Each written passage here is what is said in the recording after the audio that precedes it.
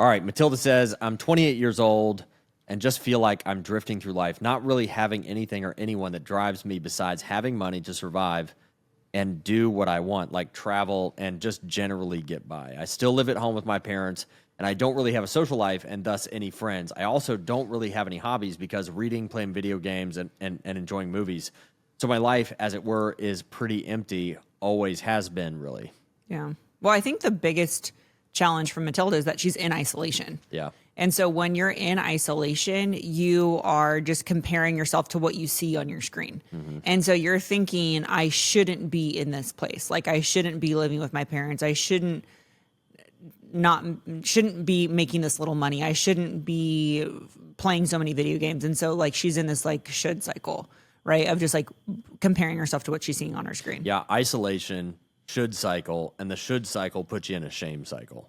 So that's how you end up there. So the first thing that has to be broken here is the isolation. We can't continue to live our life through a screen. So I think the first thing that she needs to find is what we call as her natural advantage, which is the role she tends to play in life and work. Because once you get out of isolation, you need to find out what your purpose is in perspective of other people. So finding your natural advantage is going to be able to help her identify what kind of service can she be unto other people, because purpose isn't about you. Like if you're sitting in a room and you're like, I now have my purpose, the next question is naturally going to be, what do I do with it? And so for her, she's got to find her natural advantage, which is the role she tends to play in life and work. And so once she finds her natural advantage, then she's going to be able to see, oh my gosh, this is actually how I'm going to find the most fulfillment in context of other people. So if she's just living at home with her parents, she's first going to be able to find what's the context of how I am in relationship to my parents, because purpose is the best of what you have to help other people. And so whether she is serving her parents or serving the company that she's working for, it sounds like she has a job. It's getting really clear on what is the best of what she has to help other people. Like she's had some education, she's had some life experience, and she's got to be able to tap into at least one of the core elements of her purpose factor. So it's interesting too, because what she's saying is like not having anything or anyone that drives me besides having money to survive and do what I want, like travel, but this part right here, and generally get by. I think it's one of the things that really, sobered me up years ago was that one statistic, and I think you know what I'm talking about, which is you have a 1 in 400 trillion chance of existing. It's a beautiful thing to know that you get to exist in the first place.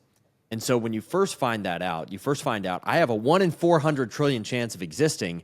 Oh my gosh, how exciting could that be if I made the absolute most out of it? And so I think this is a generation too that is living in isolation by and large. We're hanging out, we're like binging television shows, totally, playing video games, scrolling TikTok. Our reality is seen through our phones. Totally, and it's a dopamine casino. It's like pull down, get another hit, pull down, get another hit, pull down, get another hit, and it's like it's like that short fuse dopamine. It's like it literally only lasts as long as the TikTok 15-second reel or whatever, and then it immediately fades. It's why you have to keep doing it, and you get into like even more of a spiral of despair, because once it wears off immediately. And you look around and you're like, I'm still at home. I haven't hung out with friends in 6 months. My job is virtual and I work from home. I need to get connected with not only who I am, but get connected with people and give away the best of what I have, right? So step number 1 here is to find your exact purpose. Like you talked about it, one of the easiest first steps is what's your natural advantage? In other words, what's the role that you tend to play in life and work? When you identify that, you know how you can be in relationship with other people, friends, your family, in a workplace. Then when you start to discover that first element of your purpose, your natural advantage, which speaks to a lot of your identity and nature, then what you want to do is put yourself in a position where you can give away the best of what you have in service to others. So when we live our entire lives through like the lens of this phone, you cannot live your life in service to others just consuming, sitting on a phone. You have to discover the best of what you have and then go find people to give that away to so you can experience fulfillment. We talk about this all the time. Fulfillment is the feedback loop on living a Right. life consistently on purpose. And there's 3 ways we experience fulfillment. There's gratitude, there's giving, and there's growth. Gratitude is one of those things where if you help someone and they come to you and say, oh my gosh, thank you so much for helping me. You radically changed my situation in my life. That's gratitude-driven fulfillment. Giving-driven fulfillment is when you give something to someone and they don't necessarily thank you for it. You get to watch how their life or situation changed as a result of you giving that thing. And then the third one is you've got to be growing.